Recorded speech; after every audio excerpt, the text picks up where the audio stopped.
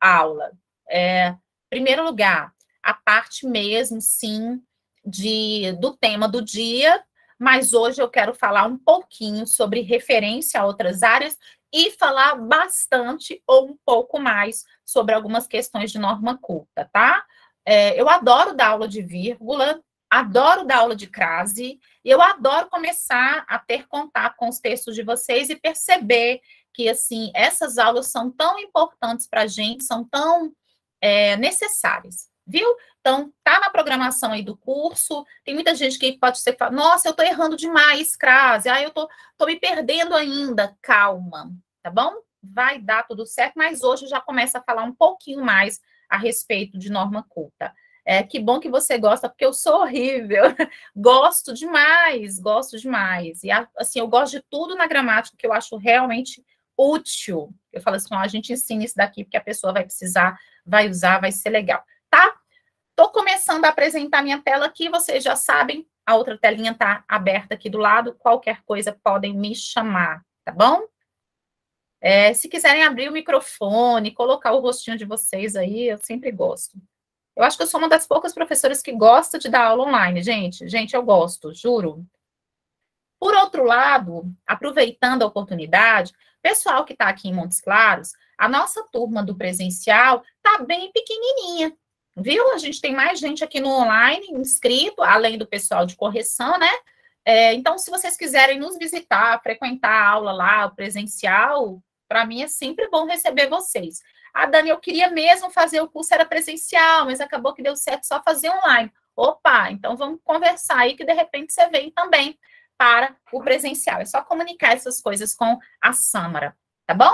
Pessoal que está chegando, os textos estou liberando os textos para vocês. Essa primeira remessa é igualzinho no presencial. A gente demora um pouco mais para, assim, conseguir liberar. No presencial, às vezes eu fico 15 minutos de atendimento, às vezes eu fico um pouco mais de tempo, porque é aquele momento que a gente está tendo contato e encaminhando o texto do pessoal, tá? Até amanhã tá tudo na mão de vocês aí, para quem entrega nas datas, né? O maior compromisso é esse. Então tá, vamos de aula 4 hoje, graças a Deus, nossa quarta aula, tá passando rápido, né? Gente, cuidado, viu? Porque o tempo tá passando tão rápido, não se percam aí nos estudos de vocês, porque graças a Deus, né? O cotidiano tem sido assim apertado e o tempo tá passando correndo mesmo. Então tá, tema de hoje, tema da aula de hoje, tema, na verdade, dos nossos escritos da semana, né? Tema do escrito da semana é biopirataria. Vamos trabalhar especialmente os impactos, como que a biopirataria como que ela atinge o Brasil, ok? Então, você tem dois termos. Quem está anotando aí, eu sempre gosto que vocês anotem, especialmente o pessoal que está lá com o material.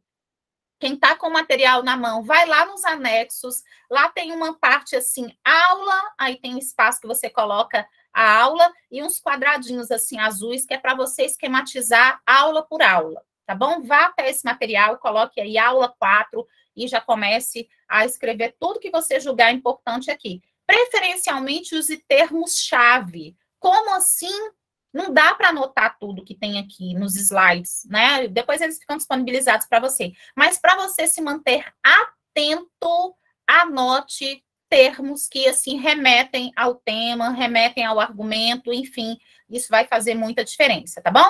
Então, hoje a gente vai trabalhar, sobretudo, a questão dos impactos da biopirataria. Então, Dani, eu vou falar sobre causas? Vai sim. Mas o foco principal do dia de hoje para a sua argumentação é que no seu parágrafo você não termine a sua argumentação sem enfatizar os impactos, tá bom? Qual é a consequência da biopirataria para o Brasil? Primeira coisa, vamos pensar o que é biopirataria, ok? Biopirataria é a apropriação indevida, tá? Daí o termo pirata, ok? De recursos da fauna e da flora para fins comerciais, ok? Então, biopirataria, apropriação ilícita de quaisquer recursos da nossa fauna ou flora para fins comerciais. É como se fosse, até coloquei aqui, é uma espécie de contrabando, ok? Contrabando de organismos vegetais e animais, com a apropriação de seus princípios ativos e a monopolização desse conhecimento por meio do sistema de patentes. Trocando em miúdos, vamos lá? É quando da nossa fauna, da nossa flora, são retirados espécies da fauna, botânicas, e são levados para um outro lugar, para um outro país, até mesmo dentro do território nacional, sem autorização, para que, a partir, por exemplo, de uma planta, seja retirado um princípio ativo, e esse princípio ativo, por exemplo, seja transformado num medicamento, em alguma outra coisa, mas sendo isso uma ação ilegal, não permitida, tá? Então, a biopirataria é isso, é o roubo das nossas espécies. Para enriquecimento, para utilização em outros lugares, os fins, né, os benefícios não voltam, não retornam a nós. Tudo bem? Tá? Bem, em 1992, na Rio 92, aquela conferência super famosa, que falava de ecologia, nem se usava o termo sustentabilidade, nem outro termo biodiversidade, que são os termos mais comuns hoje em dia. Na época, em 1992, foi assinada a Convenção sobre Diversidade Biológica, que é o respeito que os países devem ter em relação à propriedade biológica, à propriedade natural, à biodiversidade de cada país. Muitos países assinaram, à exceção dos Estados Unidos, à época, em 1992. O Japão também, tempos depois, também não participa dessa convenção. Mas, enfim, existe um contrato, existe uma convenção mesmo, um acordo entre os países para respeitar a biodiversidade dos demais países. De modo que uma espécie vegetal, por exemplo, não pode sair de um país sem a devida autorização, ok? Então, esses são pontos importantes. Bem, com relação à nossa legislação brasileira, o que é dito a respeito de biopirataria? Primeiro, nós temos o artigo 231, tá bom? Artigo 231 da nossa Constituição, que vai assegurar especialmente aos povos originários, né, aos povos indígenas, o direito sobre os seus territórios. Então, o povo indígena, o povo natural, eles têm o direito ao território e sabem como ninguém, inclusive, explorar esse espaço natural. Essa exploração do espaço natural, ela é super importante. Ela é super importante por quê? Porque, na verdade, o povo indígena que explora, que conhece a floresta, ele acaba tendo ali todo um conhecimento que precisa ser valorizado, inclusive cientificamente. Quando muitas vezes esse produto é retirado do poder desses povos e levado para um outro território, isso é uma infração diante do que diz o artigo 231. O artigo 231 da Constituição diz que os povos originários, os povos indígenas, eles têm direito ao território. Então, tudo que está ali debaixo, especialmente das reservas indígenas, devem ser protegidos pela União. Então, a União deve garantir o direito à terra e garantir que esses indivíduos não sejam desrespeitados diante desse direito, tá? O problema está em que, no Brasil, a biopirataria não é tipificada como um ilícito criminal, ou seja, a pessoa não vai para a cadeia, não. O máximo que acontece, se for retirado, por exemplo, uma espécie vegetal, de repente um réptil, por exemplo, o veneno da jararaca, ele é utilizado no exterior, né, das espécies naturais, pensando aí na fauna, é utilizado no exterior, inclusive para tratamento de hipertensão. Bem, se o sujeito vem e retira daqui esse animal, leva para um outro lugar, a única coisa que vai haver até então é a aplicação de multas. Então, ainda é branda, olha, um desafio, tá? A legislação é branda em relação a esse tipo de crime, ok? Olha, um ponto importante aí já para você pensar. Vamos ao panorama. a apresentação geral dessa nossa discussão aqui, pessoal. Primeiro, biopirataria, levar os nossos recursos, poxa vida, tema antigo aqui entre nós. Basta ver que o nosso pau-brasil, né, o nosso nome Brasil, aquilo que tem cor de brasa, diz respeito ao pau-brasil, que é a nossa, né, digamos assim, a madeira, né, que aqui no Brasil vai ser levada, vai ser explorada no período colonial, vai ser levada das terras brasileiras em razão da cor de brasa que era extraído e que, na verdade, iria tingir os palácios europeus. E aí, então, o que, que vai acontecer? É o primeiro momento que a gente já tem a exploração do que é nosso, sendo levado, sendo retirado, e ocorre, a partir daí, também a devastação da Mata Atlântica. Nós sabemos que foram quilômetros e quilômetros da nossa Mata Atlântica que foram, né, devastados nesse período colonial, ao longo dos séculos. Então, nós já temos dentro da própria história do descobrimento a exploração dos nossos recursos naturais, sendo levados, né, esses recursos para outros ambientes. Bem, eu trouxe um dado, esse site aqui eu consultei ontem, mexendo com a aula de vocês, chama pensamentoverde.com.br. Deixei aqui para vocês também darem uma olhadinha lá.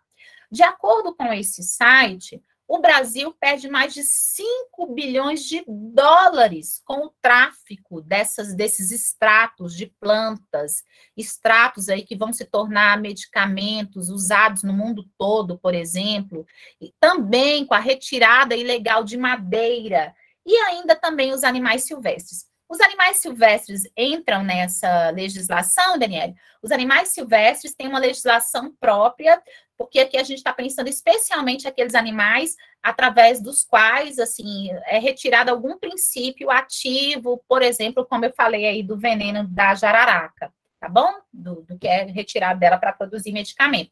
Aí eu não estou falando da arara azul, eu não estou falando desse tipo de contrabando, não. Embora seja também um tipo de biopirataria, ok? Mas aí, então, esses recursos que são retirados do território nacional, poxa vida, o Brasil perde muito, especialmente porque não há a patente. O que é patente? É quando o Brasil, por exemplo, de repente eu produzi esse óculos de sol. Eu desenhei, tá? Esse é o óculos de sol.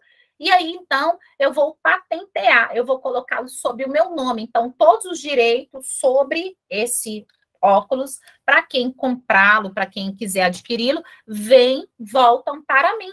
Bem, o que acontece? Muitas vezes o produto que é retirado do Brasil, ele é patenteado lá fora. Então, outros países é que ficam com o direito de receber sobre aquilo que é do Brasil. Percebem? Então, a gente perde dinheiro. Então, um dos impactos é a perda econômica mesmo, certo? Importante lembrar, esse tema, ele é super importante no Brasil. Nos últimos anos, na verdade, nós temos visto uma série de impactos ambientais aqui na nossa nação, né, gente? Vamos combinar.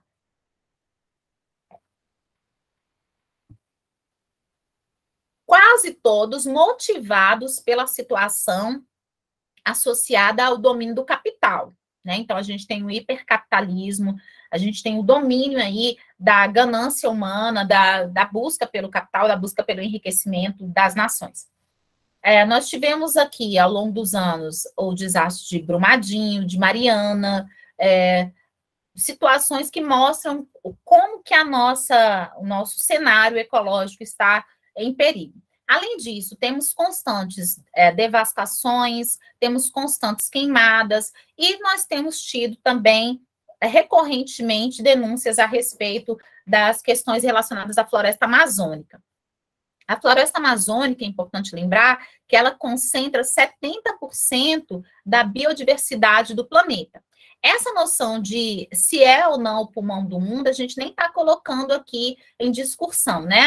As nações falam que é o pulmão do mundo, não é. Enfim, a gente não está colocando isso aqui em discussão. A verdade é que é realmente um lugar de riqueza em termos de fauna e de flora, que, logicamente, desperta a cobiça tanto dentro do Brasil quanto de outros olhares, né? Além da floresta amazônica, nós temos também os ecossistemas brasileiros. Por exemplo, o Cerrado, a Caatinga e o Pantanal são ecossistemas também muito ricos em termos de biodiversidade e que também são alvos de biopirataria, tá bom? Então, da tentativa ilícita de apropriar daquilo que é do Brasil, certo?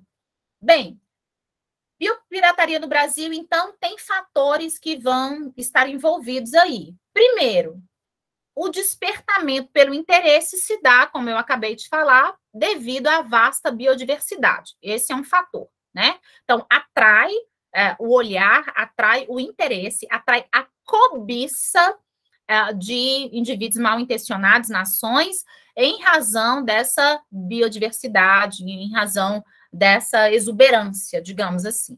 Além disso, há uma falta aí de políticas mais efetivas para a proteção, porque, como disse a vocês, o que a gente tem é uma legislação branda que o que ela aplica são multas, ainda que multas, às vezes, bastante assim, vultosas, mas, de modo geral, o que a gente tem não é um ilícito para crime de detenção, ok?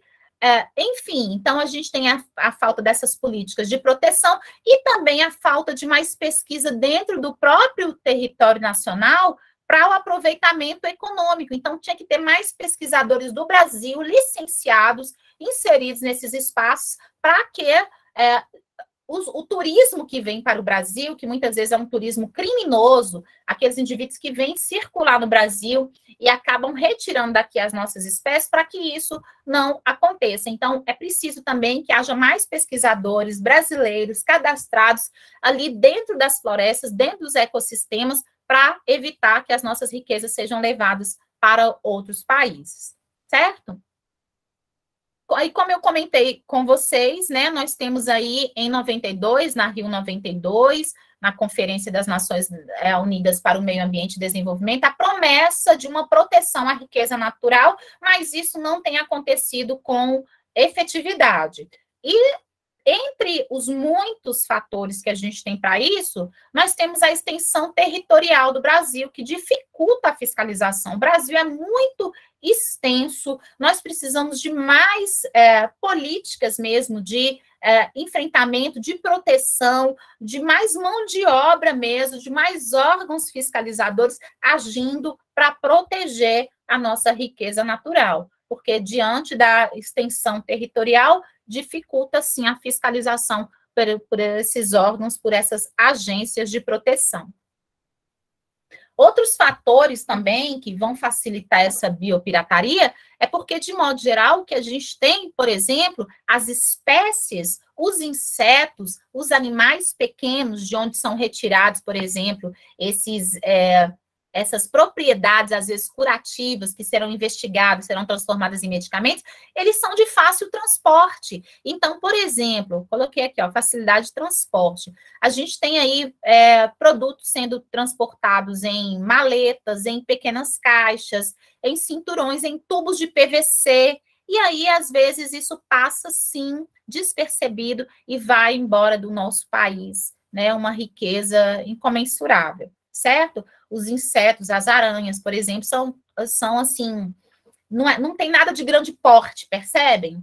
Tá? Então, é fácil de ser levado se não houver uma fiscalização bastante rigorosa. Tá? Além disso, no Brasil, a gente tem um outro impasse, uma outra dificuldade, é que tem muito pesquisador, levando em conta essa diversidade, atuando no Brasil sem nenhum tipo de cadastro. Ok?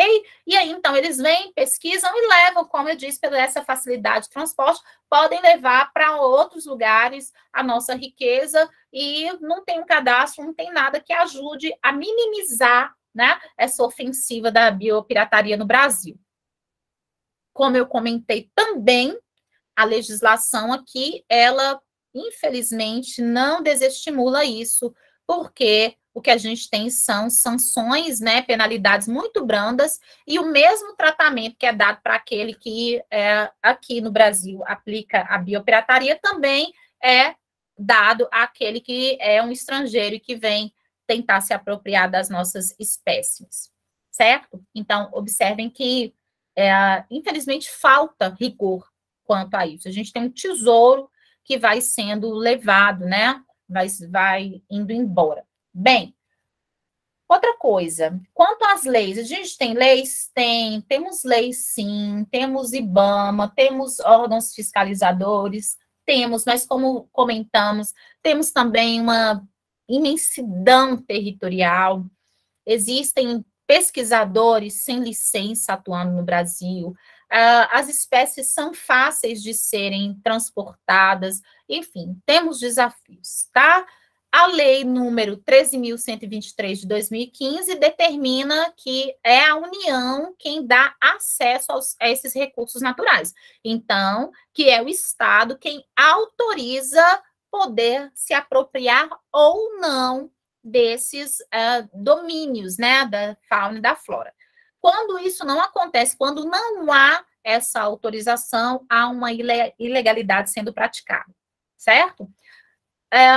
Logicamente que com isso a gente está tendo perda econômica no Brasil, cerca de 1,5 bilhão de dólares. Então, é muito dinheiro, é uma riqueza que vai saindo do Brasil todo dia, a todo momento, e é importante que haja um cuidado em relação a isso. Tem uma minissérie que a Rede Globo apresentou há um tempo aí atrás, a Aruanas, não sei se vocês assistiram, eu assisti a primeira temporada, e depois a segunda temporada eu comecei a assistir e não tive mais tempo. Bem, ela fala muito sobre essa questão da exploração, viu, gente? Exploração natural. Eu costumo dizer assim, que a Rede Globo, tudo que ela produz, que é muito bom, muito legal, ou passa muito tarde da noite, ou passa de manhã bem cedinho, bem cedinho. Porém, agora tem a Globo fechada e tem vários programas que são realmente interessantes, são realmente agregadores. Essa, por exemplo, é uma série bastante interessante que fala não só de biopirataria, fala sobre a condição dos indígenas, fala sobre biopirataria também, condição dos indígenas, fala também sobre vários tipos de, como é que eu posso dizer, de exploração sexual que existe nas regiões ribeirinhas, tá? É bem interessante, assim, bem mega, tem muita coisa que dá para a gente discutir ali. Bem, então, quais são os impactos da biopirataria? Vocês estão pensando aí, então, o que a gente vai discutir, Daniele? Bem, as causas nós já falamos, né? Fiscalização falha por parte do Estado, um território imenso, né? Nós temos também como causa da problemática, na verdade, a atração que a nossa biodiversidade produz a outras nações, o valor econômico que é despertado a partir das nossas espécies, nós temos essas questões. Agora, quais são os impactos? Lógico, perda da biodiversidade, perda tanto pelo fato de que as nossas riquezas são levadas para outros lugares, como também muitas espécies que vão ficando extintas, né? Vão sendo levadas, vão sendo maltratadas e também extintas. O desequilíbrio ecológico, porque a partir do momento que a gente tira certas espécies naturais da fauna, da flora de um determinado lugar, aquilo causa impacto no próprio ambiente, e a gente vai tendo um desequilíbrio ecológico ali. Os prejuízos socioeconômicos, como nós falamos, né, a produção dessa riqueza, a produção de medicamentos que poderiam ser patenteados pelo Brasil, e que isso acaba não ocorrendo, e ainda o subdesenvolvimento da pesquisa científica e tecnológica nacional. Acho que esse aqui é um dos pontos mais interessantes. Porque, veja bem, se nós temos um alto potencial de pesquisa, pensando na nossa biodiversidade, mas se esse potencial não é aproveitado, ele está abaixo, né, do desenvolvimento, abaixo do aproveitamento, o que é que nós vamos ter? Nós vamos ter uma pesquisa científica e tecnológica que fica atrofiada ou fica aquém daquilo que poderia ser, enquanto que outros países estão levando essa riqueza e patenteando o produto que é nacional, tá? Então, a gente tem que pensar nesses impactos da biopirataria. Então, os nossos produtos são levados, eles realmente, nossas espécies muitas vezes se tornam extintas. Aqui para a gente sobra desequilíbrio ecológico e prejuízo socioeconômico, que é uma riqueza natural e econômica que deixa de ser produzida aqui, e no final das contas a gente tem também uma pesquisa que deixa de ser realizada, fica subdesenvolvida, enquanto outros países usufruem dessas possibilidades, ok? Tá? Então, os impactos aí da nossa biopirataria. Para ilustrar, não sei se vocês já ouviram falar do caso que tem a ver com o cupuaçu. Bem, o cupuaçu é um alimento tradicional indígena. Tá, eu poderia ter colocado aqui, ó. Também tem a questão dos povos indígenas, viu, gente? Por quê? Porque todo esse conhecimento da floresta, todo esse conhecimento sobre as espécies, muitas vezes vem do homem indígena, do indivíduo que está ali, dos povos nativos, que conhecem a floresta, que conhecem o poder curativo da floresta, o poder curativo das espécies animais da floresta também. E muitas vezes esses biopiratas, eles vêm para a floresta, se apropriam também desse conhecimento indígena e levam embora esse saber, sem, logicamente, trazer o retorno que é desses povos que tanto conhecem e que acabam tendo seu conhecimento usurpado. Olha, o caso do cupuaçu, talvez vocês já conheçam, quem já estudou esse tema talvez já conheça aí. É um caso, assim, que quando a gente fala em biopirataria no Brasil, ele é rapidamente lembrado. A patente, ou seja, o domínio sobre a marca, digamos assim, cupuaçu, que é um alimento tradicional indígena, é um alimento brasileiro, tá?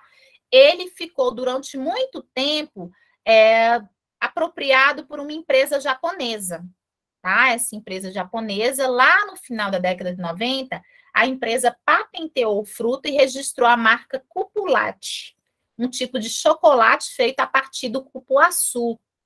E aí, então, por 20 anos, olha só, 1990, quaisquer produtos de exportação brasileiro não podiam utilizar o nome do cupuaçu ou cupuleite sem o pagamento dos royalties ali para a empresa japonesa. Então, virou uma apropriação, percebe? Então, o que acontece? A empresa veio para o Brasil, né? Levou essa nossa espécie e patenteou como sendo dela.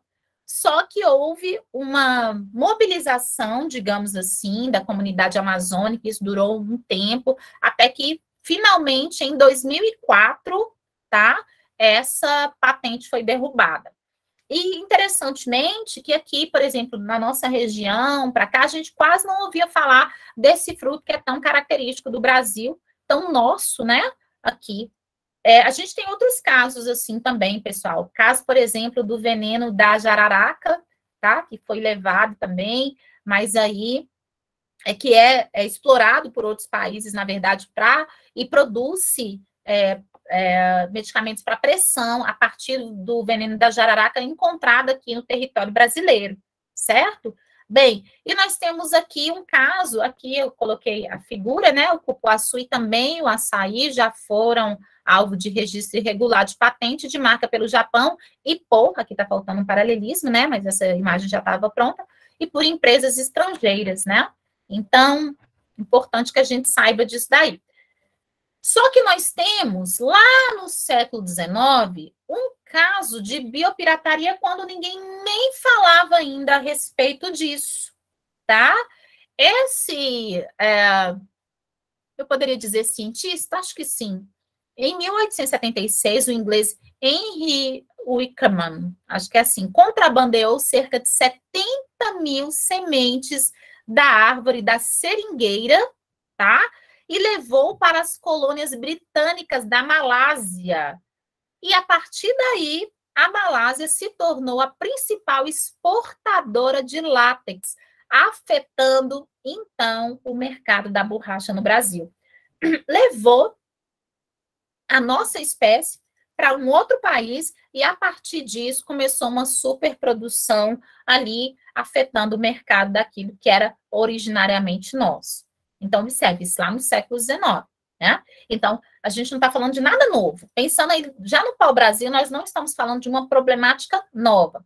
Estamos falando da biopirataria. Biopirataria é o quê? É a apropriação dos recursos naturais, da fauna e da flora para fins comerciais, em outros lugares, em outras nações, e que isso é um fator que revela a fragilidade da lei quanto ao tratamento dado ao tema, haja vista que as penas ainda são brandas e que existe uma falha quanto à fiscalização dos territórios, e o resultado disso, para nós, como nação, é uma perda econômica, já que essa riqueza ela poderia ser transformada, na verdade, em riqueza para o Brasil, em potencial econômico, de exportação de produto, de patente, né, de domínio de marca sobre muitos produtos.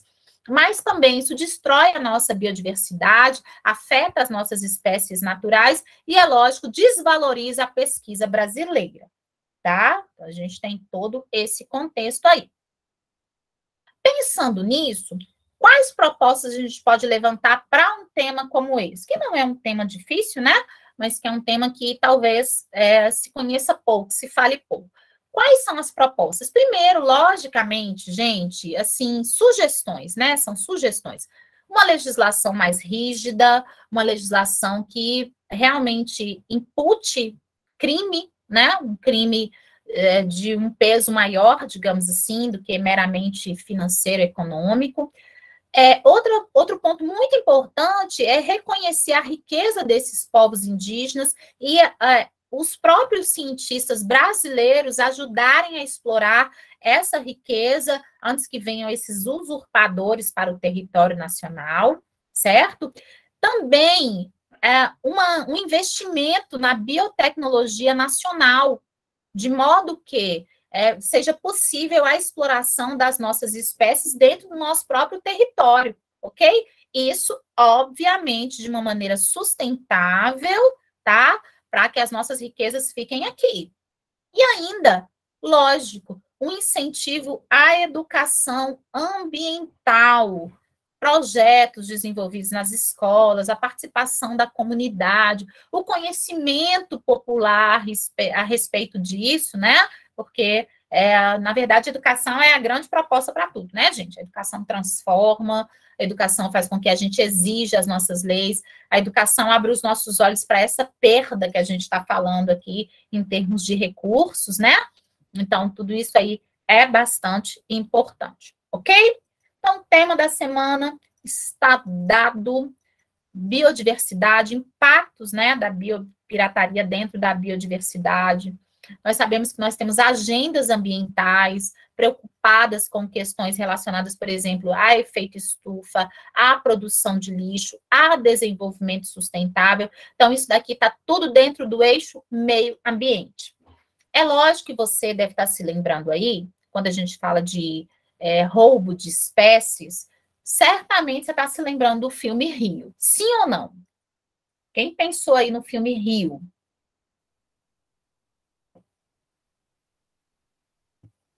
É lógico que vocês já assistiram, né, ao filmezinho ali da Ararinha e tal, que fala sobre contrabando de espécies, e tem tudo a ver, sim, fazer essa menção ao filme, que eu não coloquei, mas eu sei que vocês conhecem, é um filme, né, uma animação, e que trata muito dessa questão, assim, de uma identidade, né, ali no filme tem a menção ao carnaval, ao malandro brasileiro também, tem toda uma menção a uma ideia de nação, de pertencimento, mas em tudo a gente vê a fragilidade das leis que a gente tem ali. Se você souber aplicar, pode ser uma boa forma, né, de abrir o seu texto. Então, para além da discussão de hoje, eu quero falar com vocês sobre a teoria do ornitorrinco. Semana passada, eu mencionei, falei, eu vou falar sobre a teoria do ornitorrinco, e passou, né? O computador desligou, deu aquele probleminha até. Meus alunos aqui, normalmente, já me ouviram falar a respeito da teoria do ornitorrinco. Quem está anotando aí, anota bonitinho. Teoria do ornitorrinco Francisco de Oliveira. Você pode até chamá-lo pelo apelido, que é Chico de Oliveira. Quem é esse cara, Daniele Ribeiro? Bem, Francisco de Oliveira é um economista brasileiro, morreu em 2019, tá? Ele é assim, um estudioso que vai falar, vai explorar a questão do Brasil como um Brasil que transita, escute o que eu estou falando. Um Brasil que transita, um Brasil que oscila entre a modernização e o atraso. Tá ouvindo? Modernização e atraso. Deixa eu te dar um exemplo para além do nosso tema de hoje. Que modernização e atraso seria esse, Daniele? Ei, escute aqui. Por exemplo, no cenário educacional, nós estamos falando aí de internet 5G, queridos. Porém, há escolas no Brasil que não tem nem quadro negro, que na verdade é verde, né? Há escolas no Brasil em que as crianças vão estudar de pé no chão, porque não tem um calçado, não tem o mínimo. Percebem? Então, o Brasil, ele tem anseios de progresso, mas ainda está preso a amarras passadistas. Você está me ouvindo? Daniele, em que sentido a gente pode falar isso? Em vários sentidos, embora a teoria do ornitorrinco seja uma teoria criada para falar sobre as questões de economia, tá? Mas a gente pode aplicar. Por isso que é sempre interessante dizer assim, que pode ser associado, pode ser aplicado, porque o cara não pensou exatamente, às vezes, naquele tema A ou B, mas a gente pode associar, ok? Então, vários temas que a gente trata, por exemplo, nós vamos falar aí de questões relativas, por exemplo, às modernizações agrícolas. Eu sempre falo aqui do agro-tech, agro-pop, agro-tudo. Modernizações agrícolas, mas a gente ainda está, né, assim, nesse encalço de revoluções industriais, de revoluções no campo, mas nós ainda vivemos com questões que são lá de 1500, que é o roubo das nossas espécies, a apropriação das nossas espécies naturais. Então, observe como a gente fica oscilando entre um anseio de progresso, de acompanhar as modernidades, mas ainda estamos extremamente apegados, emaranhados com questões que não se resolvem, com atrasos estruturais, comportamentais também, que muitas vezes não se resolvem. Agora, por que essa teoria se chama teoria do ornitorrinco? O ornitorrinco é esse animal aqui, ó, feio para chuchu, eu acho, né? Tem uns de pelúcia até bonitinho, mas feio para chuchu, que ele parece um impasse histórico, né? Ele é um mamífero com um bico de pato, ele é um bicho assim que parece que mistura espécies. Então, essa ideia de mistura é que é levada em conta aqui quando ele chama de teoria do ornitorrinco. Então, quando você lembrar do bichinho ornitorrinco, você pensa que ele é mistura. Então, o Brasil mistura o arcaico com o moderno, tá bom? Teoria do ornitorrinco. Ó, o Brasil é o símbolo do arcaico misturado ao moderno, ok? Então, várias questões, por exemplo, da educação, a gente pode falar isso? Pode. Estamos falando numa época de saúde, em telemedicina, olha para você ver que coisa chique, né? Telemedicina, mas tem muitos lugares que não tem nenhum posto de saúde, percebem? Tá? Nós estamos falando aí em movimentos de empoderamento negro, mas continuamos com o racismo estrutural permanente, persistente na sociedade, percebem? Tá? Então, essa é uma referência bem interessante, sabendo usá-la não é lugar comum, você não vai encontrar num monte de texto por aí, e ela é realmente aplicável, tá? Então, assim, escrevendo aqui com o meu jeito, para você entender. O Brasil é um símbolo do arcaico com o moderno. Apesar de apresentar anseios de avanço econômico, ainda convive com problemas estruturais, antigos e persistentes. Aqui econômicos, porque a teoria, como eu disse, é de um economista. Assim, segundo o autor, nesse caso Francisco de Oliveira, o capitalismo brasileiro é marcado por fraco desempenho econômico e por estruturas que implicam volta ao passado e ausência de mudanças ou de reformas que sejam eixos estruturantes de desenvolvimento de longo prazo. O que isso quer dizer? que o Brasil, em seu anseio capitalista de progresso, de enriquecimento, ele, infelizmente, ele não ajusta as suas estruturas de educação, de saúde, de segurança, para que haja um desenvolvimento real e consistente de médio e longo prazo. Teoria do ornitorrinco. Ok? Ok? Vamos aplicar? Esse texto aqui é da nossa ex-aluna Maria Eduarda. Tá linda e maravilhosa fazendo medicina. E olha como que ela usou a teoria do ornitorrinco. A teoria do ornitorrinco, do sociólogo Francisco de Oliveira, expõe que o Brasil constantemente oscila, gosto desse termo, entre o arcaico e o moderno. Isso porque, apesar de apresentar anseios de avanço econômico, ainda convive com problemas estruturais antigos. A exemplo da produção excessiva de lixo, a qual desafia a tentativa de conciliação entre progresso e sustentabilidade. Olha onde ela foi colocar a teoria do ornitorrinco. Ela pegou uma teoria que fala, olha, o Brasil quer avançar, mas ainda tem problemas antigos aí, básicos, que não se resolvem. E ela aplicou a questão da produção de lixo, que hoje a gente já nem fala mais lixo, né, gente? Hoje a gente já usa o termo resíduo, é considerado mais politicamente plausível. Então, ela fez essa associação e tá certo, realmente o lixo também tem toda essa questão de que a gente ainda vive problemas básicos, como, por exemplo, a própria questão de coleta, de jogar o lixo no lixo, questões estruturais e basilares.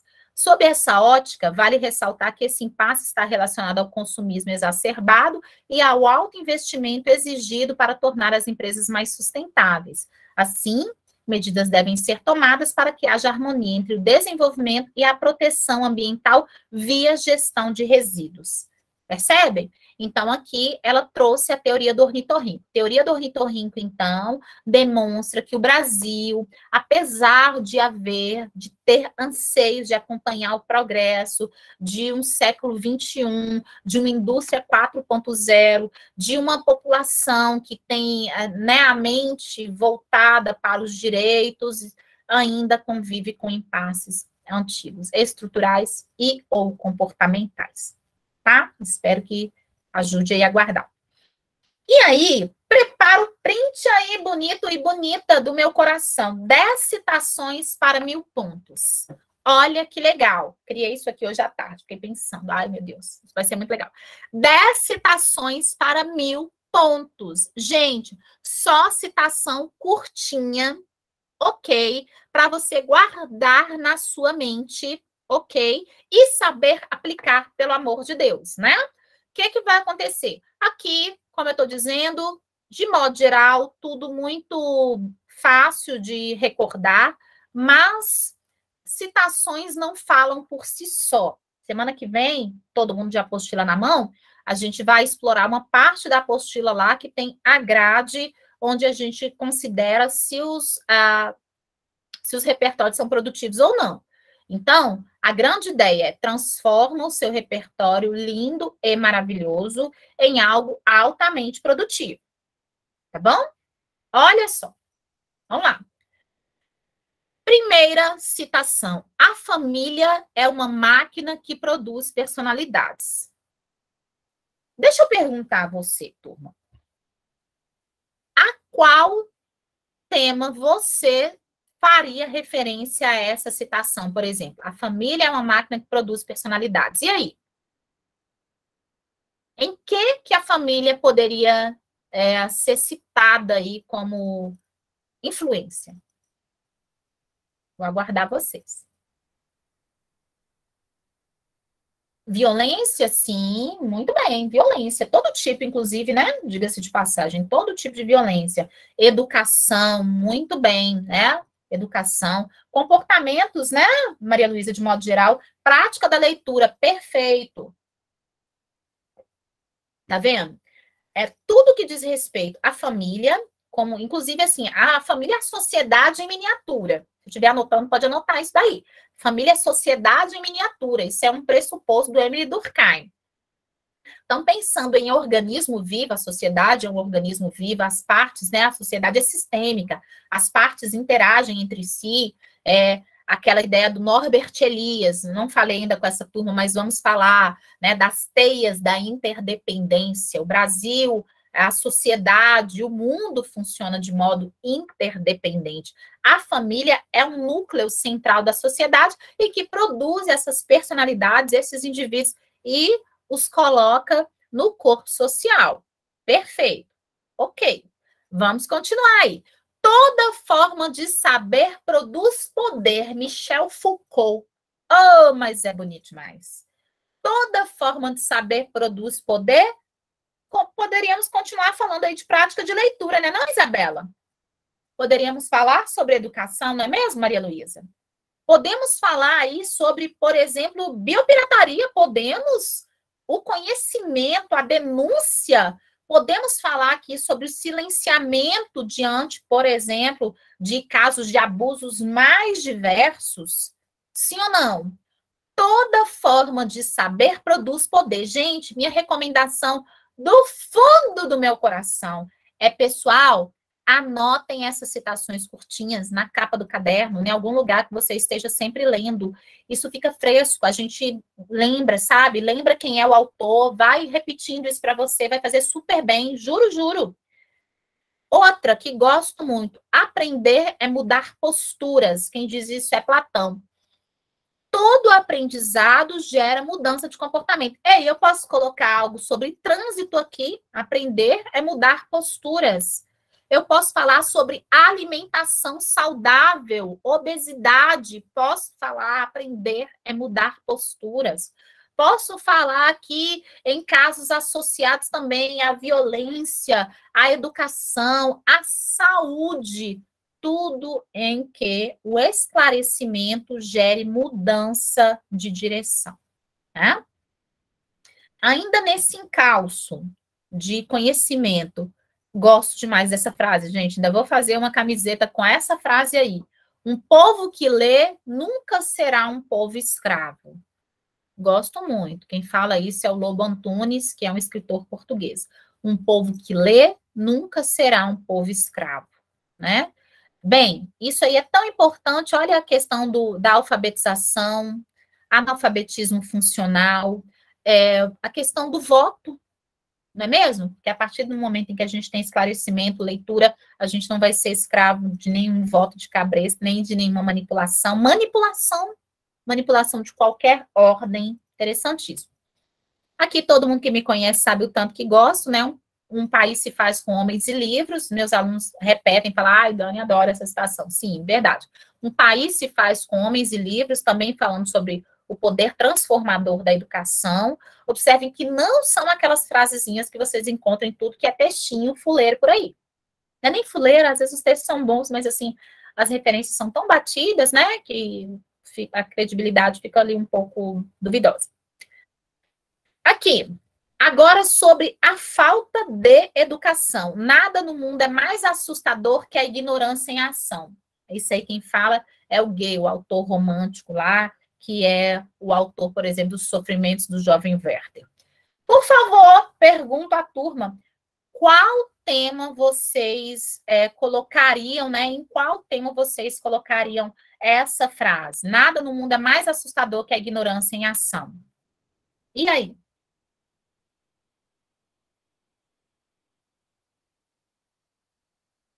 Em qual tema vocês colocariam? Violência, o colega está falando sim, com certeza, nada é mais assustador que a ignorância em ação. O desmatamento, sim. Discurso de ódio também, preconceitos, aí Maria Luísa foi ao encontro que eu estava pensando. Preconceitos de todas as ordens, discursos de ódio, não é mesmo? Né? Então, a política também, sim, exatamente, até na consciência a respeito do voto, disseminação de fake news, sim, muito bem. Isso aí, tá vendo? Gente, essas são sacadas, digamos assim, curtas, não óbvias e que, se bem estruturadas, vão fazer o seu texto virar um show. Depois, amo o Jung, né? Ele diz assim: todos nós nascemos originais e morremos cópia. Os meus ex-alunos aqui já conhecem essa frase. Nascemos originais e morremos cópia. Volto a perguntar em qual referência você encaixaria essa ideia aqui do Jung. Alienação, sim. Manipulação midiática, perfeito. Influência da mídia, perfeito. Tá, questões relacionadas, por exemplo, questões de estética, pode ser? Nascemos originais, morremos cópia? Influência das redes sociais, sim. Preconceito enraizado na sociedade. Ah, interessante a colega falar ali sobre preconceito enraizado na sociedade. Verdade, porque os preconceitos, eles não são natos, eles não nascem conosco. Nós copiamos, é a ideia do hábitos, né? Nós não racionalizamos. A teoria do hábitos fala sobre isso, que os indivíduos, teoria do hábitos do Pierre Bourdieu, tá bom?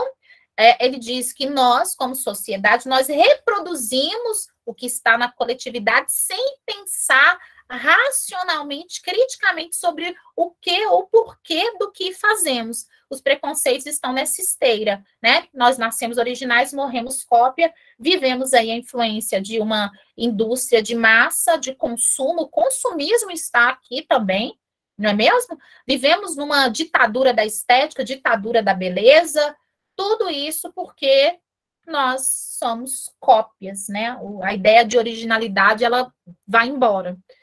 Depois, Martin Luther King, né? A injustiça num lugar qualquer é uma ameaça à justiça em todo lugar. Gosto muito dessa frase, porque ela está dizendo aí que se há o silenciamento diante da injustiça para um, está em risco a justiça para todos. Então, se, por exemplo, alguém ouve a mulher da casa ao lado gritando, pedindo por socorro e nada é feito em favor dela, toda a sociedade está em risco.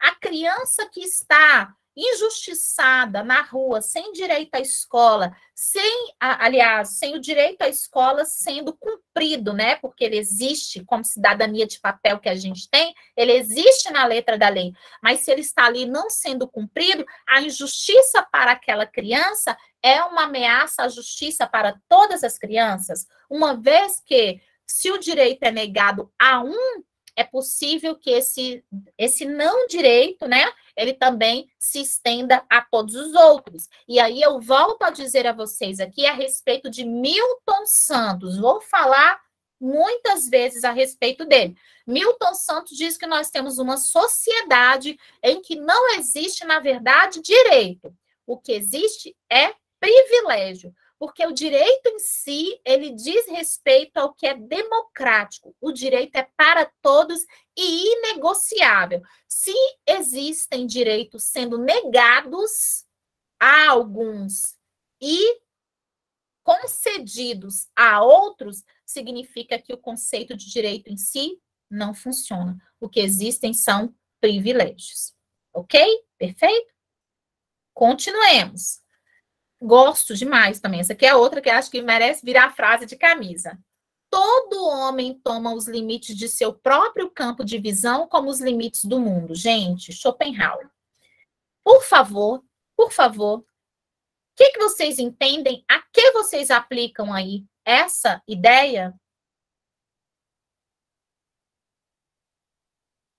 Todo homem toma os limites do seu próprio campo de visão como os limites do mundo.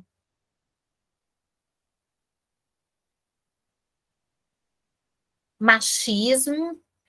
Sim, sim, Maria Luísa, sim, machismo sim, porque o sujeito ele vê a sociedade somente pelo limite, pelas as ideias que o guiam. E se são ideias de patriarcado, os limites do mundo dele estão naquilo dali. Ignorância da população, sim, muito bem. Gente, aqui a gente está vendo pelo lado, todo tipo de preconceito, perfeito. A gente está vendo pelo lado do preconceito, mas aí tem um outro lado também. Então, e se eu ampliar esse limite de visão? Nós vamos falar a respeito de quê, então? Tem a intolerância aí também como problema, né? Todo tipo de intolerância. Mas e se a gente ampliar esses limites de visão, a gente pode elogiar, fazer um elogio a quê? A educação.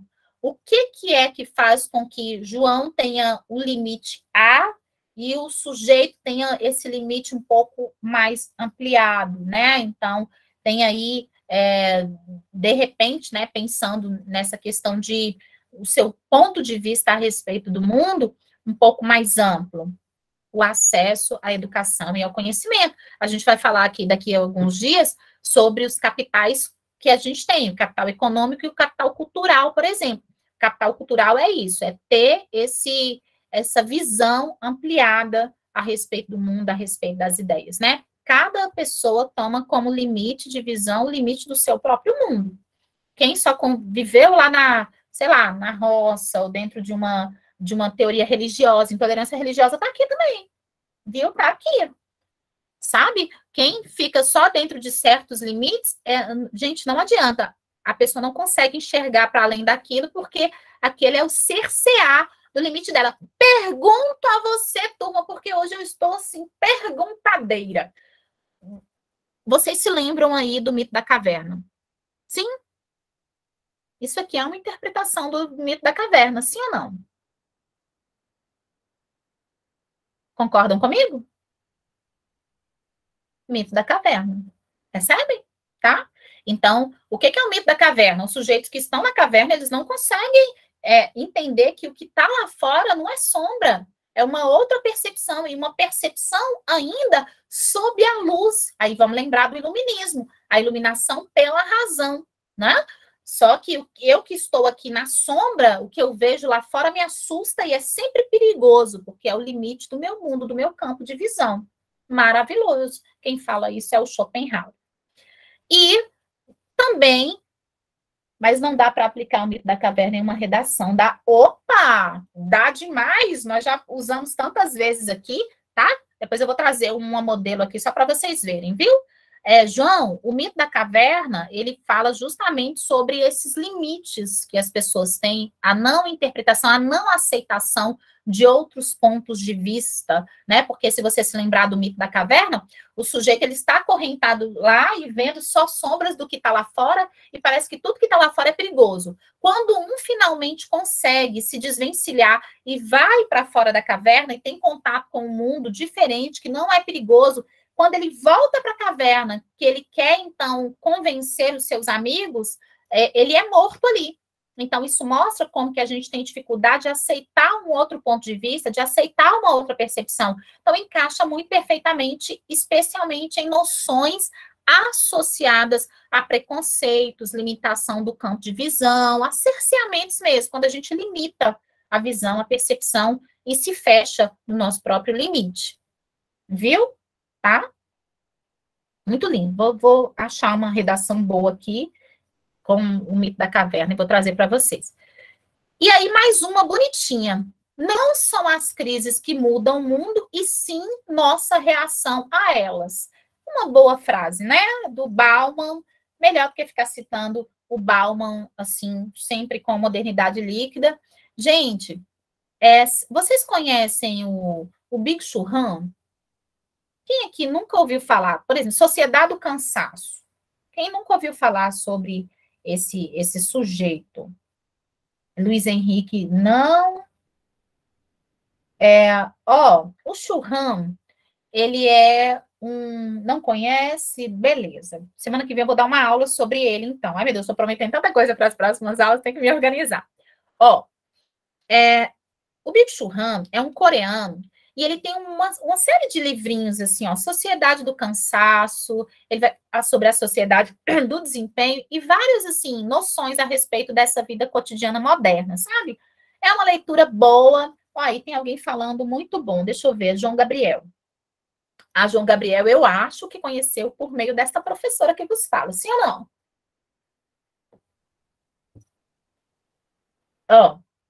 Não é uma leitura difícil e eu super recomendo. Os livros são baratinhos, é R$24,90, mais ou menos assim, lá no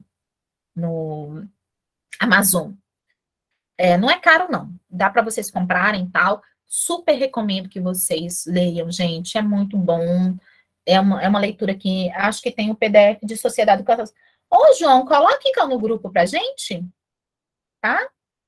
Ok, ótimo. Viu, gente? Super bom para a gente discutir esses temas. Vocês estão vendo que eu estou querendo tirar vocês daquelas caixinhas básicas que todo mundo cita, né? Então, a ideia mesmo é conseguir ajudar a pensar as coisas, tá?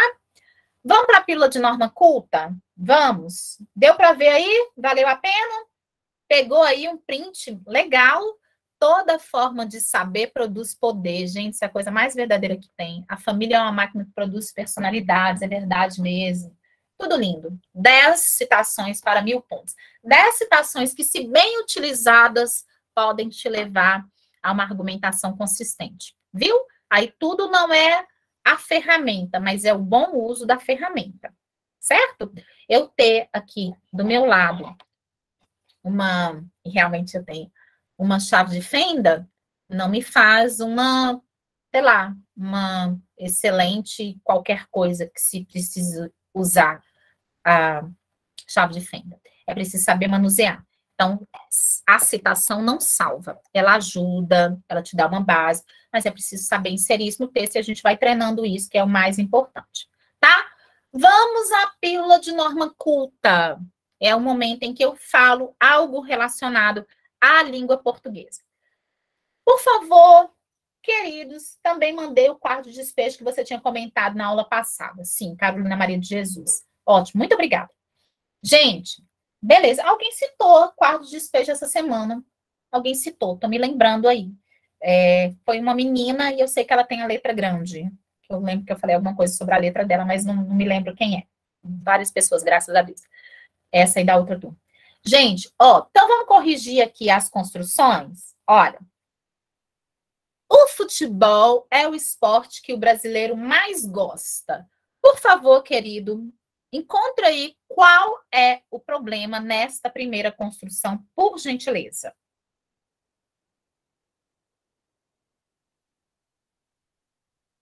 Pode reformular tranquilamente.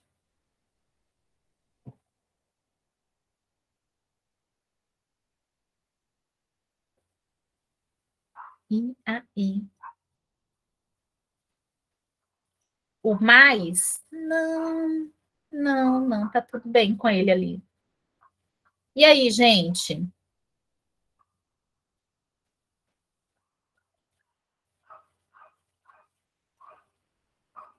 Isso, dona Camila. Muito bem, muito bem. Ó, o futebol é o esporte de quê? Porque quem gosta, gosta de, tá bom? O Brasil é o esporte de que o brasileiro mais gosta. A Melissa está falando ali, ô Daniela, tem uma repetição aí de artigo, né? O futebol, o esporte, o brasileiro. Pode até gerar estranheza, mas não está errado, não, viu? O problema aqui é que quem gosta, gosta de alguma coisa. A gente teria de ter a preposição de aqui, ok? Certinho, dona Camila. Espertona. É a próxima opção aí, ó. À medida em que amanhecia, o movimento nas ruas aumentava. E aí?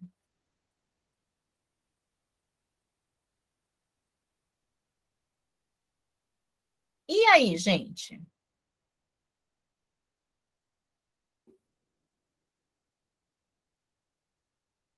Porque se amanhecia, não.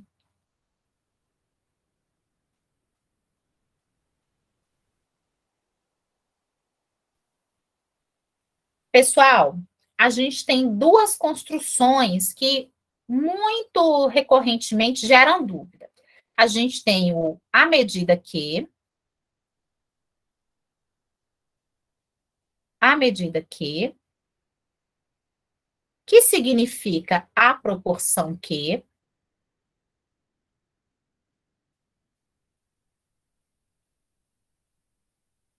e nós temos também o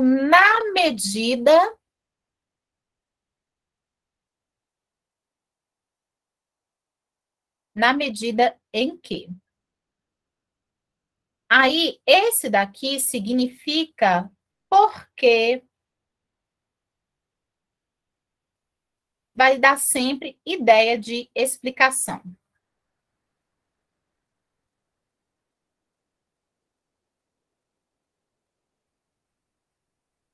Então, pessoal, cuidado aí com esse uso, tá? É na medida que, eu repeti o que, o em aqui sem querer, tá? Existe o na medida que e o à medida que, tá bom? Cuidado aí com essas construções.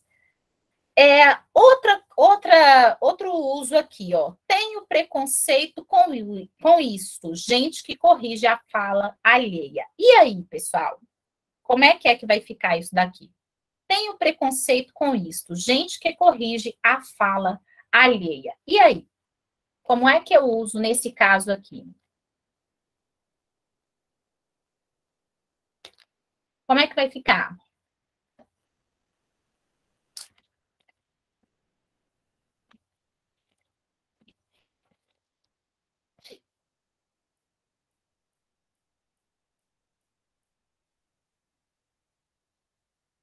Como é que vai ficar?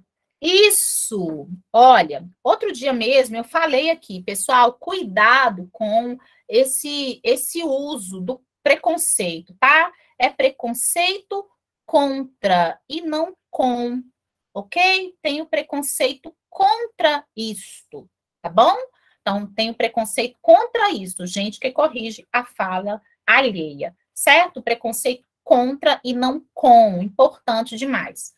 Depois, em princípio, iria viajar, mas desistiu. E aí?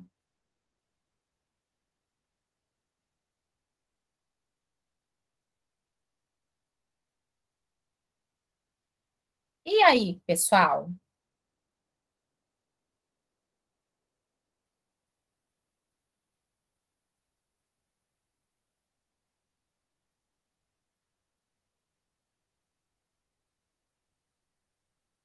Vamos lá? Isso. Olha, em princípio significa em tese, teoricamente, ok? Quem estiver anotando aí pode fazer esse registro. Teoricamente. Beleza. Existe o a princípio? Existe. Nesse caso aqui, era para ser usado o a princípio, que significa inicialmente, ok? Inicialmente. Então, nesse caso aqui, de início a pessoa iria viajar, mas mudou de ideia, ok? Então, cuidado. Em princípio, é algo que está em tese, apenas na teoria. Já a princípio significa que é inicialmente de início, certo? Próxima construção. Havia muitos problemas no texto que li. E aí?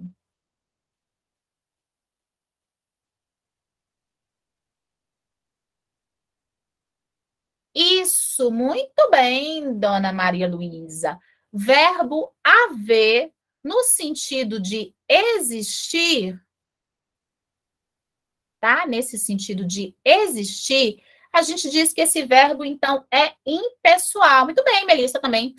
Ele é impessoal, ou seja, ele fica sempre no singular. Havia muitos problemas no texto que li e não haviam, desde que esse verbo haver ele indique sinônimo, né? Ou seja, o sinônimo de existir, ou ainda que ele tenha essa noção aí do tempo decorrido. Às vezes a gente está fazendo referência do verbo haver como um tempo passado, um tempo decorrido. Aí lembre o seguinte: nesses usos, esse tipo de verbo vai ficar sempre no singular. Por isso que a gente fala que ela é impessoal. Ele não está nem aí para o restante que está no plural, ele fica na dele, ali, antissocialzinho, no singular, enquanto o restante da construção está no plural, tá?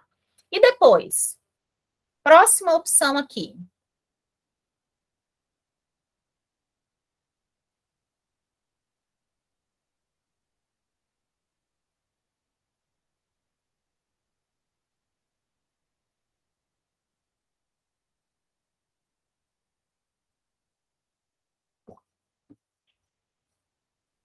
E aí, gente?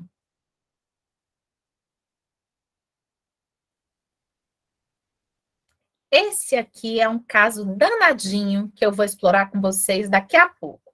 Palavras ambíguas. Olha, aqui é o seguinte. Quem entra, entra em, e quem sai, sai de. Então, entre na loja e saia dela rapidamente. Esse tipo de construção não pode existir dessa forma, desse modo, porque ela é regida por preposições diferentes. Sair dá para sair da loja, mas o entre aqui vai pedir uma outra preposição que não a preposição de, tá? Então, a gente teria que reestruturar isso. Seria entre na loja e saia dela rapidamente, ok? Então, aqui é uma questão de paralelismo que eu vou trabalhar com vocês no próximo, já, assim que eu terminar esse daqui. Próximo slide. O restaurante faz entregas a domicílio. E aí? Isso aqui é mais tranquilinho, embora, né, muito comum, assim, esse desvio. Em domicílio, né? Em domicílio é a ideia de lugar. O restaurante faz entregas em domicílio, tá bom? O que significa domicílio? Casa, lugar, né? Essa noção de casa, residência, né? Então, o restaurante, que não é só domicílio doméstico, né? A gente costuma falar assim, domicílio bancário, por exemplo, fazendo referência a uma casa bancária, ok? Tá? Então, é sempre entrega em algum lugar, ok? Então, faz entregas em domicílio, em casa, em residência, ok? Tá? Entregas em domicílio. Rodrigo, mas é tão comum, né? Ô, gente, comum, mais comum ainda é quando tem assim, ó, crase ainda, né? Acho que o pessoal acha bonito usar crase, não sei, não. Ok. Paralelismo. Daniele, o que é isso que de vez em quando você fala nas nossas correções lá? Ah, faltou paralelismo, faltou paralelismo. Gente, paralelismo é quando a gente precisa usar estruturas que são parecidas, estruturas que respeitem uma certa harmonia. Quando a gente quebra essa harmonia, a gente tem um erro de paralelismo sintático. Por exemplo, vou fazer aqui o primeiro para vocês entenderem, ó. O homem que me ajudou e com muito incentivo era meu pai. Então, observe que aqui eu tenho o verbo, o homem que me ajudou, e eu preciso de um outro verbo aqui, e me incentivou. O homem que me ajudou e incentivou. Então, aqui tem um problema, né, de paralelismo, porque as estruturas, elas ficam muito diferentes. Não há uma linearidade, não há uma continuidade. E isso daí é o que a gente chama de problema de paralelismo. Olha o próximo, a próxima estrutura muito recorrente. Vamos ver se vocês conseguem perceber aqui qual que é o problema. Sofre o povo humilhado pela imprensa e que é ignorado por ela. E aí?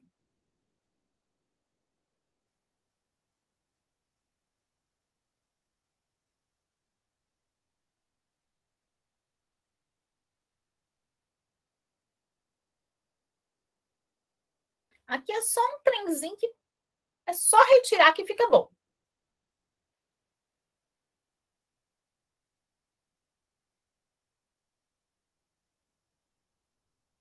Repete imprensa?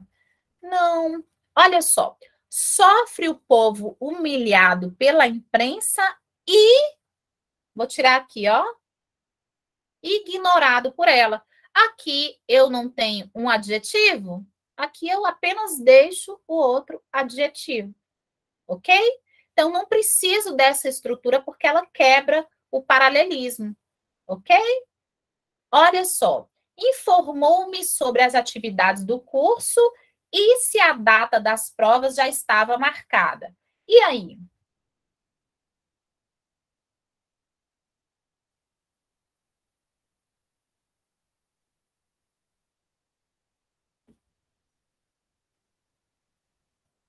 Aqui também tem coisa sobrando.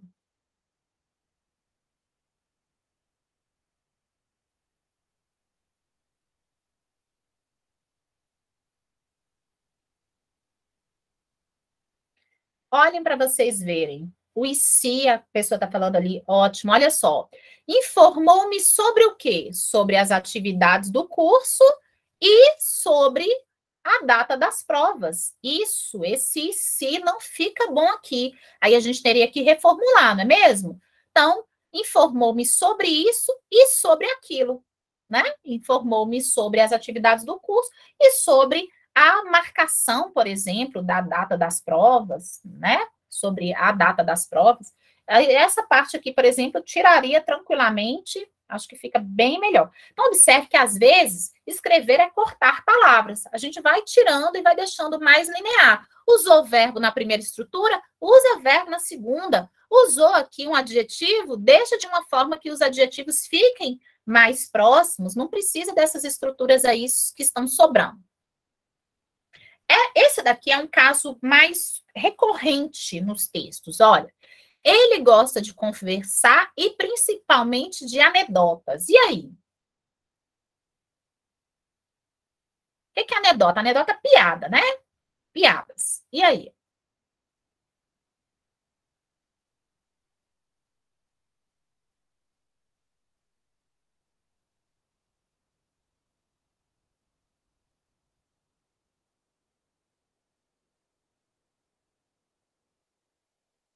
Olha, gente, qual a dica, Dani? Escrever a redação e voltar para conferir depois, porque sem querer sempre sai uma dessas? Exatamente, exatamente. É voltar conferindo mesmo, assim, procurando. Ai, peraí, deixa eu ver vírgula, sabe? Concordâncias, é isso mesmo. É voltar com o olhar para isso, que às vezes a gente está tão de olho na argumentação que passam as outras coisas, né? Eu vi aí uma luz, tá voltando toda hora. Olha só. Ele gosta de conversar. Gente, se aqui eu tenho um verbo, eu preciso inserir outro verbo aqui, na outra construção, após o e. E o quê? E principalmente, insere um verbo aí, por favor.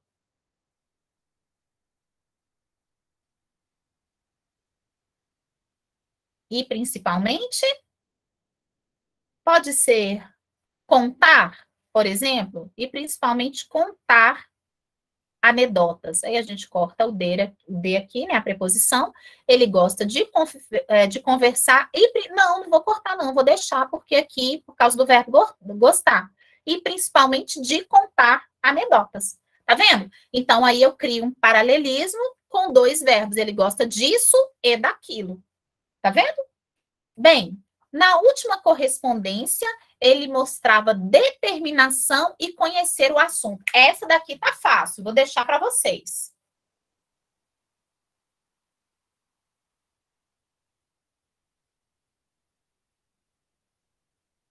Pensa aí. Se aqui na primeira estrutura eu tenho determinação, substantivo abstrato, o que é que eu faço com o restante aí da minha oração? Conhecimento do assunto. Muito bem. Tá vendo? É assim que a gente cria paralelismo. A gente verifica se a gente tem estruturas próximas e aí a gente vai trazendo isso para uma construção que fique mais harmônica. Então, ele mostrava determinação e conhecimento do assunto.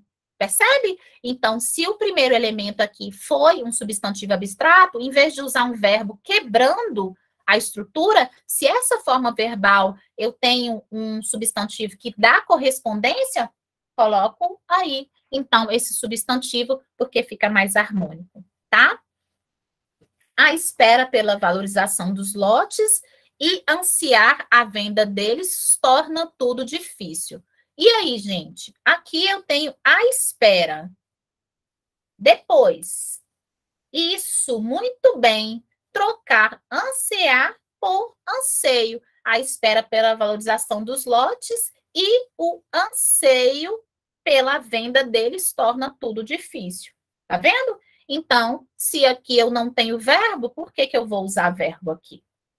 Percebem? Isso é que é criar estruturas paralelas, parecidas, mais uniformes, dentro das possibilidades que vai haver. É lógico que É lógico que essas construções, elas vão depender muito, assim, do quanto que o seu texto permite reformulações.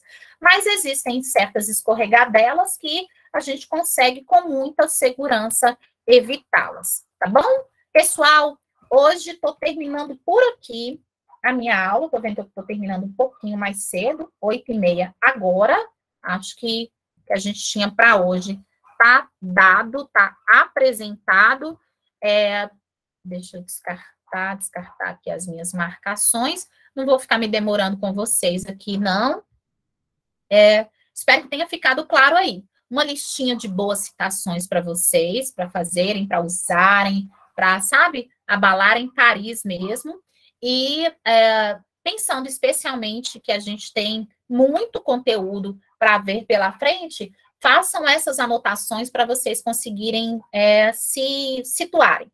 Semana que vem, com a graça de Deus aí, já vamos ter Mariana e o pessoal de fora de apostila nas mãos e a gente vai explorar esse material, esse conteúdo aqui. Para essa semana, fiquem aí com a biopirataria. A proposta, inclusive, já está postada, ok? Qualquer dúvida, chame a gente, pode chamar no WhatsApp aí. Quem já me chamou no WhatsApp sabe que eu respondo, né? Eu respondo, às vezes eu não consigo responder na hora, mas eu não deixo vocês sem resposta. E aí a gente vai construindo esse tempo bom, porque a gente já está indo já para quinta semana. Deixa eu falar. Pessoal, semana que vem a gente vai para a nossa quinta produção. Primeira semana de setembro, simulado. Semana que vem eu vou falar com vocês. Deixa eu fazer uma perguntinha aqui.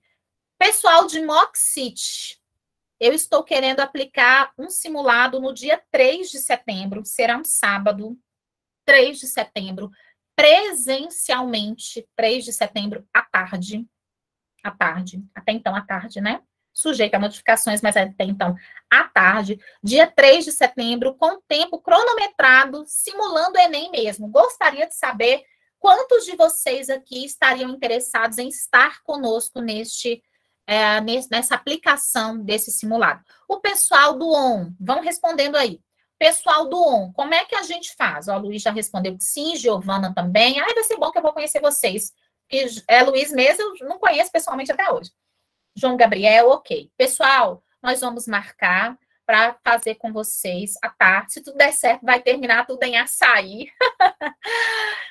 Mas, assim, num sábado à tarde, estou combinando com o Samara aqui para o dia 3. Avisarei a vocês na semana que vem. Tudo bonitinho, gente, aberto, ok? Então, assim, se vocês tiverem outras pessoas, eu quero ir lá fazer o simulado, porque eu vou corrigir, vou fazer o simulado com a professora Daniela, ela vai corrigir para mim. Se vocês quiserem divulgar para outras pessoas, podem divulgar, essas pessoas vão fazer uma pequena inscriçãozinha, um valorzinho irrisório mesmo, né, para pagar essa professora que vos fala, logicamente, meu trabalho é muito lindo e maravilhoso. Mas, assim, divulguem,